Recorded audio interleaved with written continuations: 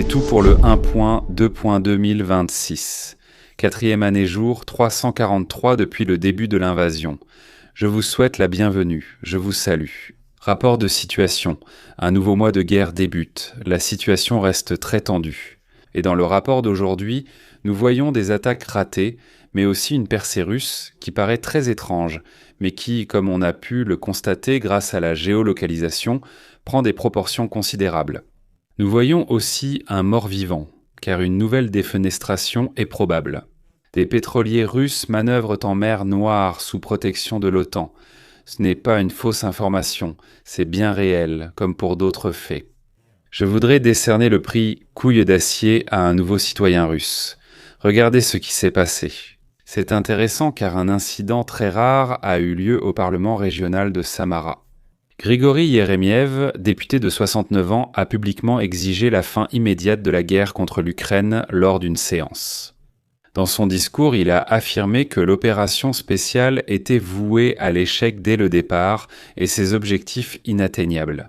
Il dit qu'après 4 ans de guerre, aucun objectif de l'opération spéciale n'a été atteint, ni le régime de Zelensky renversé, ni les territoires revendiqués conquis. Selon lui, les Russes ne gagneront pas non plus la guerre.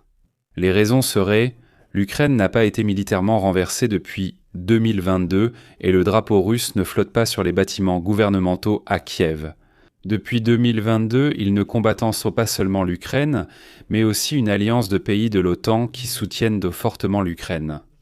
Plus de 80 pays et organisations publiques soutiennent l'Ukraine dans la guerre contre la Russie, tandis que les soutiens de la Russie se comptent sur les doigts d'une seule main. Il ajoute que la guerre est également économique. L'économie russe pèse environ 2% du monde, celle de l'OTAN un peu plus de 50%. Mais maintenant, parlons de l'autre côté. L'Ukraine peut-elle vaincre la Russie ? De son point de vue, ce n'est pas possible, ou plutôt c'est définitivement impossible. Ce n'est pas parce que les soldats ukrainiens sont faibles ou incapables, ni que les soldats russes en Sebelekwal sont invincibles, mais parce que l'OTAN et les États-Unis ne peuvent vaincre la Russie dans une guerre conventionnelle, hybride ou irrationnelle. L'Ukraine ne peut pas non plus agir seule. Maintenant, certains pourraient froncer les sourcils à propos de la Russie, car l'OTAN devrait en fait être beaucoup mieux préparée militairement que la Russie. Si l'on compare seulement les moyens conventionnels, l'OTAN est plus forte. Pourquoi ne pourrait-on pas la vaincre ? Il explique aussi que, selon lui, une victoire de l'OTAN est impossible, car si la Russie perdait une guerre conventionnelle, elle la rendrait nucléaire. C'est pourquoi l'OTAN ne peut pas gagner, vous comprenez ce qu'il veut dire ? Donc, en parlant du renforcement des troupes, l'OTAN pourrait l'emporter matériellement, mais la Russie recourrait alors à l'arme nucléaire, et personne n'en sortirait vainqueur.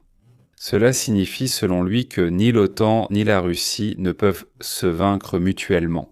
L'opération spéciale deviendrait un hachoir permanent, dévorant vies humaines et ressources financières. Il pense aussi que propagande, mort et meurtres quotidiens de centaines de citoyens deviendront une routine menant au chaos des valeurs morales. Et puis, il a soudainement été invité à ne pas poursuivre son discours, car cela n'intéresserait personne. C'est un jour tout à la fin de la vidéo. On dit que son temps était écoulé. L'homme derrière, qui s'est aussitôt tourné vers les autres après le début du discours, y était sûrement pour quelque chose. Fondamentalement, il n'avait même pas tort dans ses propos. Mais maintenant, il faut se poser quelques questions. Les autres au Parlement prendront-ils peut-être son avertissement au sérieux ou non ? Les déclarations auront-elles des conséquences ou non ? Quelle sera la fenêtre de sa chute ? Que révèle la vidéo ? Surtout, elle montre que tous les Russes ne partagent pas la même idéologie. Et qu'il y en a encore qui reconnaissent à quel point la guerre nuit surtout à la Russie elle-même, et qui ont encore le courage d'en parler publiquement dans leur position. Ce sont les vrais patriotes de la Russie, car ils voient dans les problèmes réels que cette guerre cause au pays. Près de Juliapol, 2 blindés russes, avec 14 soldats, profènent du brouillard pour avancer discrètement. C'est une assez bonne idée, car les drones dominent le ciel et une tempête, l'obscurité ou le mauvais temps peuvent être exploités. En cas de mauvais temps, les drones risquent de ne pas décoller ou voler, et on sera moins visible. Soldats du 225e. Les soldats du 225e régiment de Tempête ont détecté l'attaque et combattu. Après 1 heure, les 2 véhicules ont été détruits. L'infanterie attaquante éliminée par des drones, selon les Ukrainiens. À préciser, cette attaque ratée ne reflète pas la situation globale, que nous allons examiner bientôt. Les forces russes maintiennent une pression constante dans ce secteur et lancent parfois 5 à 10 attaques par jour. C'est une tactique d'usure russe qui mène cependant à des gains sur la carte. Observons cela de près. Ici et là-haut, la carte montre déjà un changement de territoire. Hier, on a vu les Russes conquérir cette zone lors d'une attaque, et maintenant ils ont encore progressé. À l'épingle rouge, un groupe de motards russes a été attaqué et détruit par des drones ukrainiens. Cela signifie que les Ukrainiens ont au moins pu arrêter l'attaque ici une fois. Nous ignorons jusqu'où les Russes ont progressé dans la zone jaune et s'ils contrôlent des positions intermédiaires. Nous ne savons pas non plus si les Ukrainiens tiennent toujours la localité, ou alors simplement surveiller avec des drones sans être physiquement présents. Cela signifie que des soldats ukrainiens peuvent se trouver quelque part ici sur la colline ou dans la localité voisine, mais pas ici à l'intérieur. Et ici, la zone n'est couverte que par des drones. Cela reste incertain car il manque les localisations. Ce qui devient un peu plus clair, c'est que nous voyons ici, à cette épingle rouge près de Ternowot, que les Russes sont dans la localité et ont même pu hisser un drapeau. Et cela même loin à l'intérieur de la localité. L'épingle doit être ici, juste devant au carrefour, où ils ont pris la photo avec le drapeau. Comment sont-ils arrivés là-bas? Aucune géolocalisation ne montre les Russes à Dnepropetlia ni dans les localités voisines. Mais nous voyons ici en haut un repérage de drapeau et juste ici une attaque de motos russes, ce qui signifie que les Ukrainiens doivent quand même se trouver quelque part entre les deux. Maintenant, la question était bien sûr, comment les Russes ont-ils pu percer ici?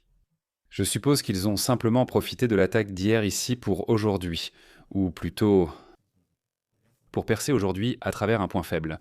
Et celui-ci se trouverait apparemment ici à proximité, donc quelque part dans la partie sud de Dnepropetlia. Ils ont ainsi pu percer et saisir leur chance pour avancer jusqu'ici. Il n'y a pas de géolocalisation ici, mais c'est sans doute le chemin le plus probable par lequel ils sont arrivés.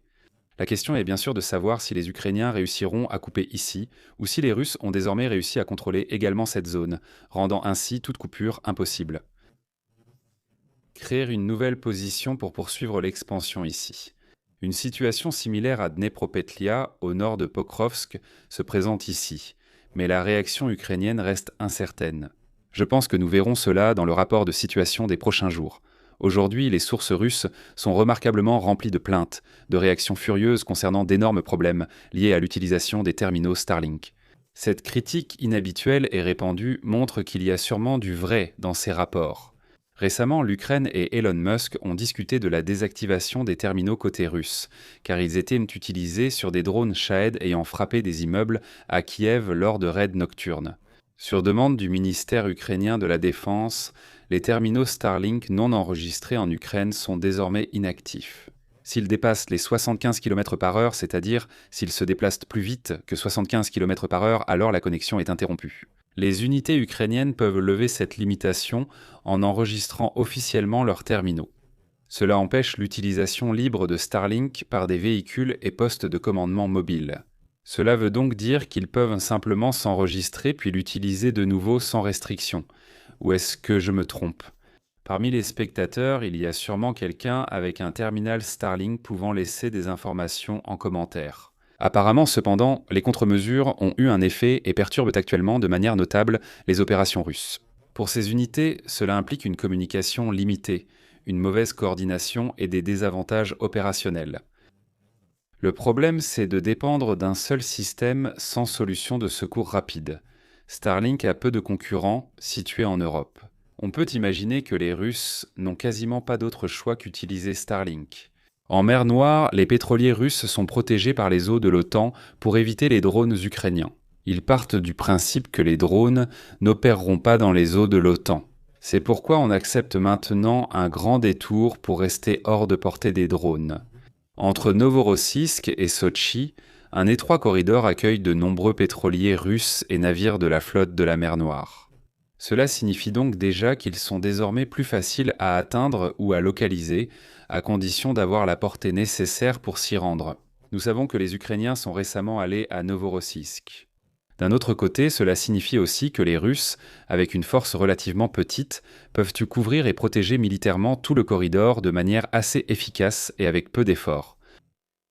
Avant, de nombreux hélicoptères et navires étaient nécessaires, mais aujourd'hui, il en faut moins pour détecter et détruire ces drones. Hormis les drones sous-marins vus lors de l'attaque du sous-marin, merci aux abonnés, amateurs de céramique et à l'équipage des algues. Merci au lieutenant-colonel Rennecke, Robert Stiller, Titich, Fredio Meyerhofer. Abonnez-vous, likez, commentez, à bientôt pour le prochain rapport.